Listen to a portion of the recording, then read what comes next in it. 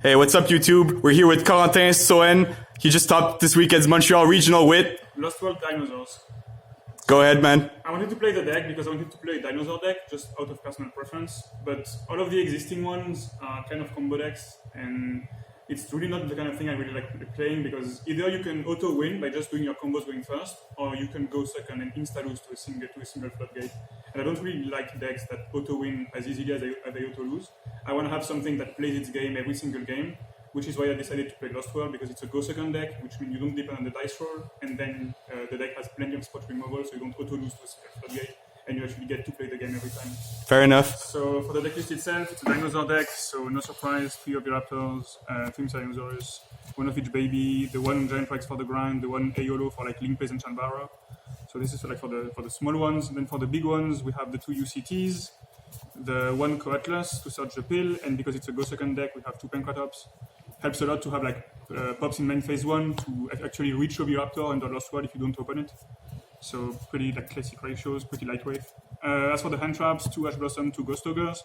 They don't want to have to play too many because I think 1 hand trap like is impactful enough to slow down control decks, and then you just have to break their board. And against combo decks, I think they're just not good enough in the current format, especially against Dragon Link. True. But you just need to have like a minimum amount to have the non-dinosaurs for the pill. Basic dinosaur spells, 3 Fossil Digs, 2 pills, and like 1 Foolish Burial. Again, like this is really standard. As for the Lost World, so for the field spells, we have the 3 Lost World. So for those of you who had money when Diagram came out and never like really read that card, it has plenty of effects. The first one is everything that's not a dinosaur loses 500 like attack and defense, which means like your normal summon is already bigger than an entire salad board, and it helps going for game with UCT. The second effect is when you summon a dinosaur once per turn, you can give your opponent a token. That effect goes on the stack, so you can chain block Oviraptor or like protect the Lost World or protect the OV depending on what you want to play around. As long as your opponent has a token, be it like this one or one of theirs, they can target monsters except tokens, which means not only are you protected from things like Veiler, things like Impermanence, but you also stop them from targeting their own monsters with things like Rage or Equip spells. So really good card for that. And once per turn, if normal monsters should be destroyed, you can destroy the same amount of dinosaurs from the deck or your hand. Which means this is how you extend into more plays. If you haven't opened OV, like Pancratops can try to pop the token and get through the OV in main phase 1. Which means since it's a go second deck, if you already open OV, you just want to extend using Lost World and go for game. And if you don't open OV, you use Pancratops, you try to pop in main phase 1, or you try to pop in battle phase, and then in main phase 2, you break the rest of their board, disrupt the mountain, and then kill on the second turn. Fair enough. That's the cornerstone of the deck. So for the other field spells, we have the 1 Dino Wrestling and the 1 Mystic Mine. I wanted to have as much consistency for Lost World because it's such an important card, which means I wanted to play the set rotation, so I had to play like a third target for it to be consistent. And Mystic Mine is just like the third best one to put into the deck because it works really well with UCT, because if you only have the 1 UCT, either they do nothing and you can just change field spells and kill them, or they summon 2, you flip them face down and they're back into the same position. Like UCT alone can just clear entire board, so you don't need to extend into your own Mystic Mine. So that is it for like the field spell engine, and then like Striker engine, which is the other source of non-dinosaurs. So 3 Engage, 1 Drones, 1 Afterburner. Like this is pretty self-explanatory. The deck plays plenty of spells that search, so you can actually get the draws really often. This gives you non-dinosaurs, this gives you extenders, this gives you like a lot of ways to actually go into other plays that just having like your 1 OV being disrupted and then you lose. And Afterburner like forces negations, it's actually good removal, it helps you pop back row, which dinosaurs usually lack. And it can also be used as an extender if you target your own Lost World token. So that's the way I get my non-dinosaurs without having to play like 10 hand traps and breaking on them. And then for the rest of the engine, 2 goods and one trap. Basically, the traps effect is mainly used for the second effect, which is from grave, you banish it, target the dinosaur you have and a card your opponent has, pop both. So you can use it to pop your own babies and get plays going. You can use it to target the Lost World token and get plays going, and you can chain Pancratops to it to actually remove 2 cards. It's kind of the other goods target apart from the Lost World field spell. So that's it for the main deck. How many cards in the main? 40 cards. That's why I play only one of each baby and 1 Coatlas. I want to have like as consistent of a floor as possible, because any deck that plays UCT already has a good ceiling, so you don't need to play more than that. And for the extra deck, because it's a dinosaur deck, the two Evolzars, and then because it's a rank 4 deck, 1 Tornado, 1 Abyss Dweller, really classic. Staples. 1 Ragnar Zero, because Lost World gives them the -500, which means it can be used, like, it's a way to generate advantage, it's a way to disrupt them on their turn, it's a way to break boards on your main phase 2. So that card is a staple of Lost World decks, and it's really good.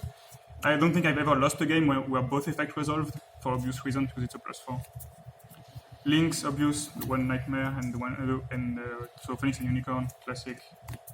You don't need Cerberus because your deck pops monster well enough. Then 2 pairs of links, the one Kagari to go into Hida. Hida is really good in that format because of Salad and plenty of other decks. You can even remove revive Ignises. And people tend to forget it, but if they pop Hida, you can add Miscellaneousaurus. And plenty of people just forget about that, kill it, let me have Miscellaneousaurus, and then they lose the game because they gave me the grind. Second pair of links is like the one Linkuriboh and the one Wewitch. They let you have an easy way into pill even when you open no non-dinosaur and no engage, because if you have Lost World and Ovi, you can mill Miscellaneousaurus with Ovi, use Misk to go into Aeolo. Aeolo makes Linkuriboh, then you make Wewitch, and you can pill into UCT. Really helpful when you go first and you still want to have something to stun them, because when UCT flips by popping this, you add back the Ovi and then you kill them on the next turn. That helps you actually play your game without having to open and depend on non-dinos. Those 3 ones, super poly targets, 2 dark ones to not lose to a Fusion Trishula, and the rest is pretty self-explanatory.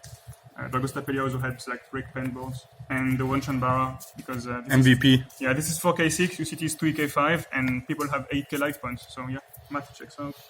Side deck. The one Co-Atlas, I wanted to have a main deck as consistent as possible. Didn't expect to play against as many strikers as I did.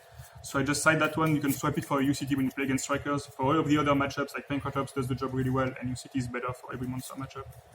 I was actually okay with losing a side slot if it meant I had a consistent main deck with as little garnets as I could. 3 Lancia, 1 Scythe. Classic again. Combo decks are like these decks hard to smash up because it blinds second, so you need to have answers to those. 3 Twin, obvious. 3 Super Poly, obvious. 3 Sanctum to go with Scythe. And I wanted to have one last go first card, because combo decks you have to go first and you need to have as many stun cards as you can.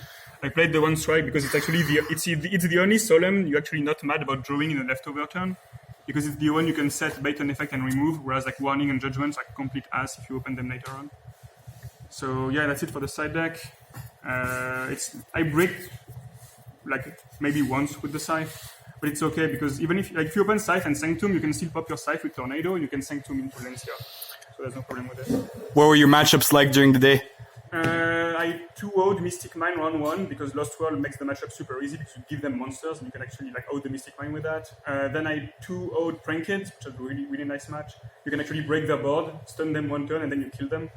Then I 2-1 Salamangreats, 2-1 Thunder Dragon, Thunder Guard Dragon Danger, classic. And then I lost to a Striker, then won against Striker, then lost against Striker again. Basically, I won all of the games I saw Lost World, and I lost the games I didn't see it because it's such an important card for the matchup. It's so good in the matchup that I actually had a game that I won where I opened Aeolo, both babies, and Co-Atlas. But since I had Lost World, I just won the game out of that. And last round, I beat Salad 2-1, and that makes it 6-2 when I went to top 8. So yeah, really happy with the deck. Actually lets you play every game, so you don't auto lose to a single Gozen match or something.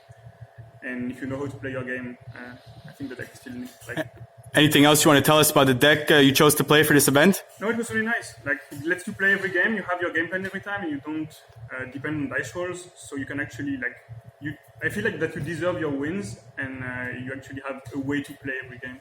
So that's the thing I really like about that. Any shout-outs you want to give before we finish this up? Yeah, plenty. First one to Carta Magica, the store I started playing at 2.5 years ago. Carta Magica and the entire staff. Special shout-out to Tamilia, who's actually filming this, for feeding me United burgers until I was hooked on the store.